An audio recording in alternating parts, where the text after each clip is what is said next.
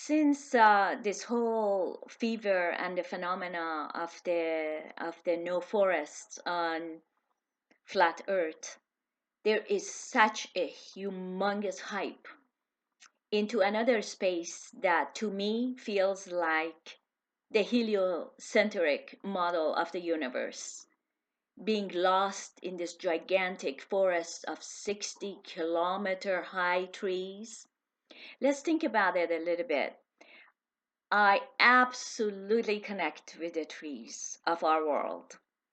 And I'm very, very sure there have been giants in this world, but maybe a few feet tall, not humongous giants of unimaginable proportions that could have destroyed these forests with their machines that they have left nothing of.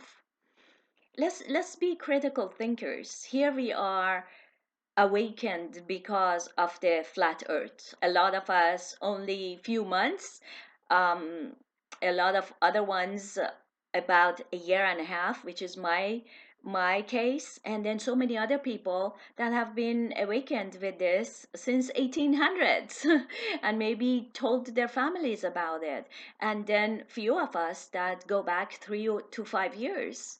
So it's almost unimaginable that how much we have been taken into this no forest thing, rather than just looking at it with us like, whoa, how interesting, let's look at it and let's see the possibilities.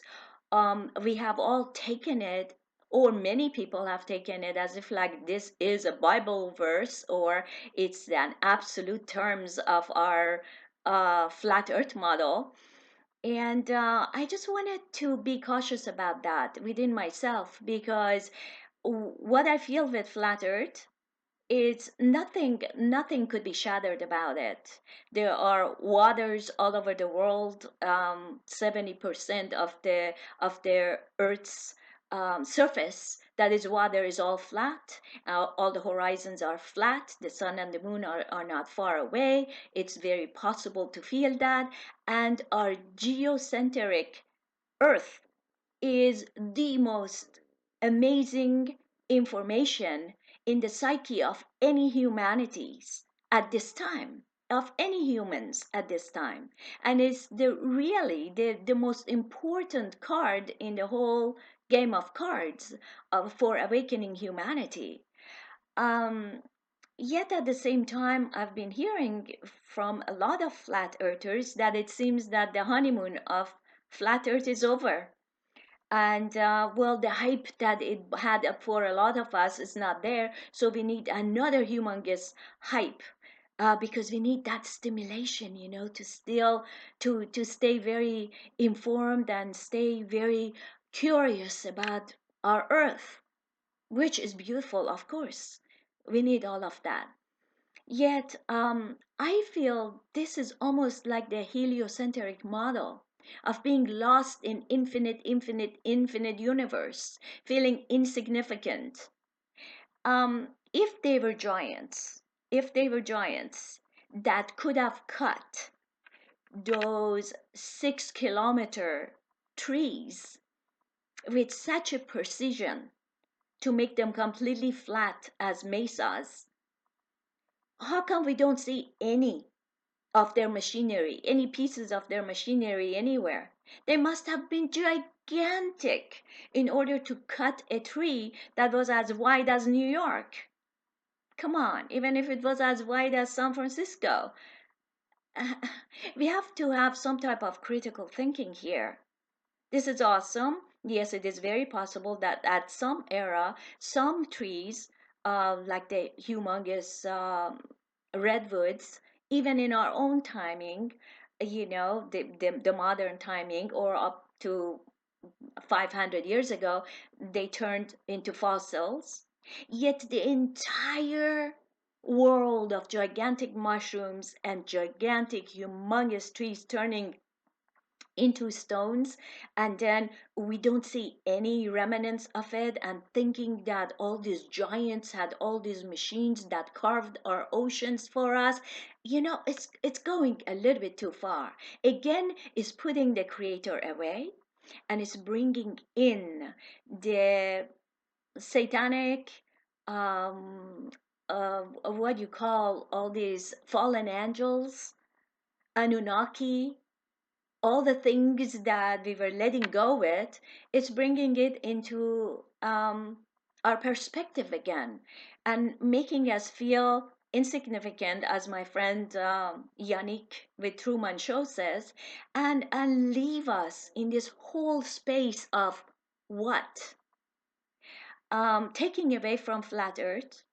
And for us to even say that the flat earth honeymoon is over, it's is pretty weird, because if it is a true marriage, if it is a true awakening for humanity, and it is going to take all of us to bring this in a form to awaken humanity, because this is the real game,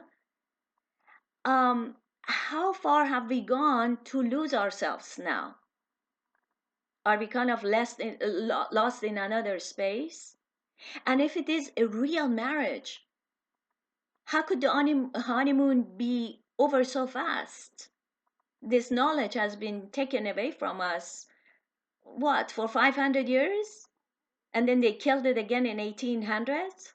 Is it possible that the forces that should not be are very, very, very clearly focused on destroying it in this time? And they could come in all kinds of forms and forces to do that. I'm not saying that the no forest on the flat earth is not true. I'm saying that let's look at it. It's not flat earth. It's not obvious. It has many holes in it. Let's not take it as the absolute order of the universe, our verse, earth. Let's refocus on our honeymoon as passionately as we can, as beautifully as we can.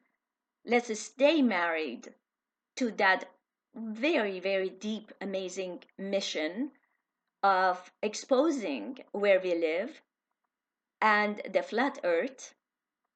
And don't give it up saying that they need another hype, because that's kind of getting old. How could that be getting old? If I get married at any level in a real way, I want that honeymoon to be ongoing, ongoing, like being really in love all the way to the core. And nothing can deviate me from that. Even the most beautiful other incidences outside of the marriage or within the marriage, it will only make it deeper and deeper and deeper. I'm kind of just surprised with how blown away the entire flat earth community has become because of this information. And then the other thing that keeps coming up for me is like, really? They were trees made out of silicon? Isn't that trees are thin at the beginning and then they grow this way with horizontal rings? And we should be able to see all these rings all over the mesas, because trees don't grow with tubes going vertical. Come on, there's lots of stuff with that. And these giants that should have been at least 1 or 2 kilometers high themselves in order to be able to cut 60-kilometer trees. Okay, let's go into the fantasy world of whatever worlds that has existed and who has destroyed them. Yet, let's not that same force destroy our connection to the flat earth. Let's stay in the honeymoon stage ongoing and forever. Let's fall really in love with what we know as the flat earth conscious community. Thank you very much for paying attention to this. Thanks.